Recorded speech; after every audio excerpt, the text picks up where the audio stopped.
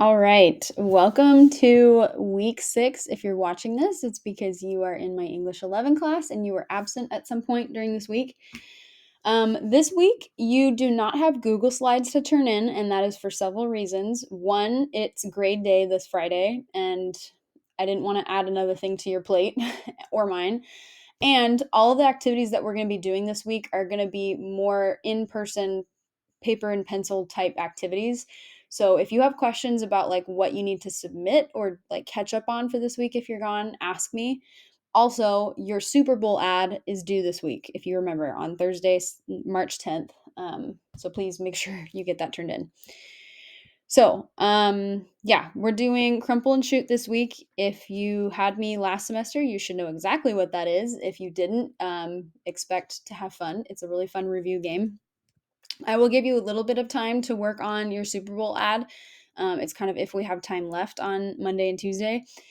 And then Wednesday and Thursday are going to be busy days. We have independent reading. We're going to do a Kahoot review on your essay rubric because I went over the instructions with you last week. We're going to do a very quick email etiquette lesson, and then we're going to work on writing our thesis statement. So, like I said, this Friday is grade day, March 11th. So if you have any assignments that you have not submitted, please get them into me before Friday. If you don't get them into me, I will not grade them unless you come and talk to me and tell me what's going on. Tell me why you didn't submit it. I'm trying to remind you as often as I can so you don't feel caught off guard. At this point, I think I've reminded you at least 6 times. So just communicate with me if for some reason something happens, but you need to get all of your work in before grade day. And another reminder, the Titan men's volleyball team that Miss Royal and I are starting, we have a meeting this Thursday, March 10th at 3:30 in my room if you would like to join. Okay. So, I'll explain this over the video, but this is an in-class activity.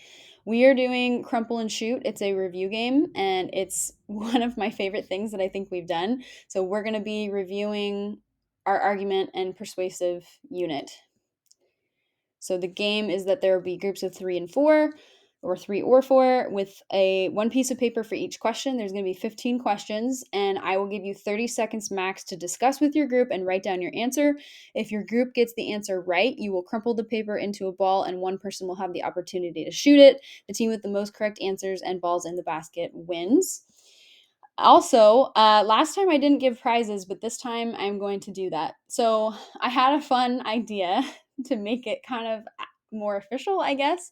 I wanted to I honestly wanted to get something like this, and I was thinking, "Oh, it's probably not that bad, not that much money." And I went and looked it up online, and these things cost like $200 to $300. So I made my own, and I'm going to have it posted in my room. And if you win the game, your name will be proudly displayed on this board, this award plaque, and live in my classroom until the end of time or until I retire.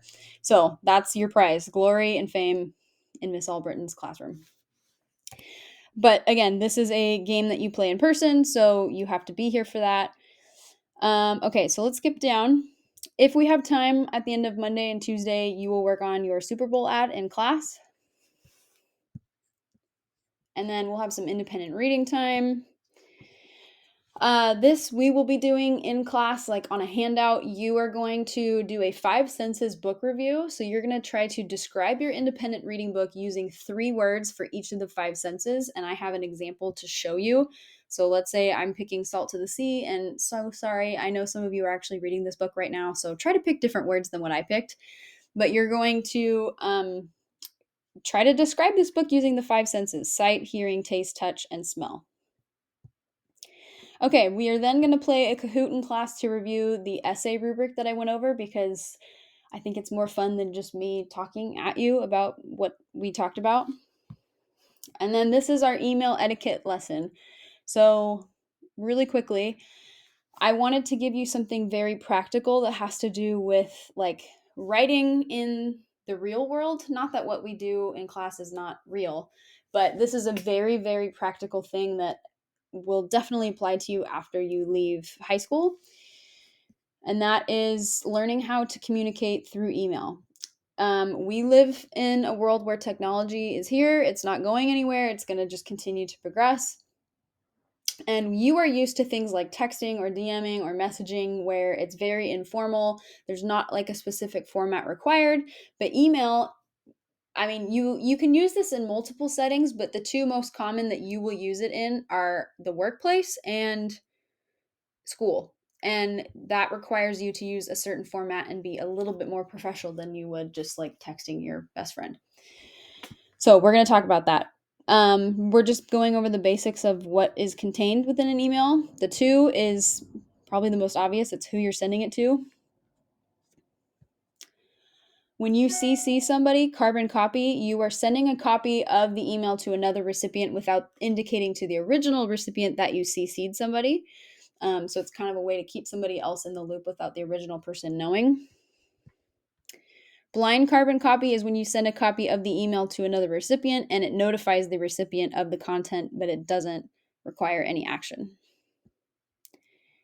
The subject is the title.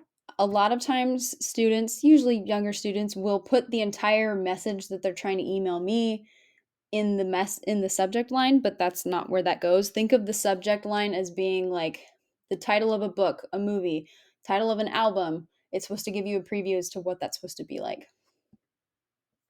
Salutation is a very old-fashioned word, but it just is a greeting, saying hello. You can choose how you say that depending on who you're talking to. If you're talking to your boss versus a coworker, you might address them a little bit differently. And something to also remember, please don't be lazy. And if you're going to put their name, instead of just saying hi, Mrs. Albritton, make sure you spell their name right, because oftentimes their name will be in their actual email address, which is literally right above here. And nothing looks more lazy or worse than when you don't spell their name right. You don't bother to look. Block format just means don't lump everything together into one massive chunk of a paragraph. Kind of separate it based off of the different points that you're bringing up. The closing is, if you're having a conversation with somebody, you don't just like walk away or just like do something. You don't just walk away when the conversation's over. You kind of signal to them that the conversation's over, and that is something you also need to do through email. And then the sign off is your name. If you have some sort of title, like maybe your job occupation or something else to kind of signify who you are in relation to who you're emailing, that's good too. And then sending, please be careful. Don't hit reply all unless you really want everybody to see what you're responding to. And then the last thing, generally try to avoid emojis, smiley faces, abbreviated words, slang, because like I said, when you're using email, it's going to be a lot more formal of a context than like just messaging your best friend. So you need to be more professional. If you're attaching an image or a document, say that in the email so that the person can see it, because sometimes it's not always obvious that there's something attached. And then just make sure that things like the font and the sizing are consistent throughout the email.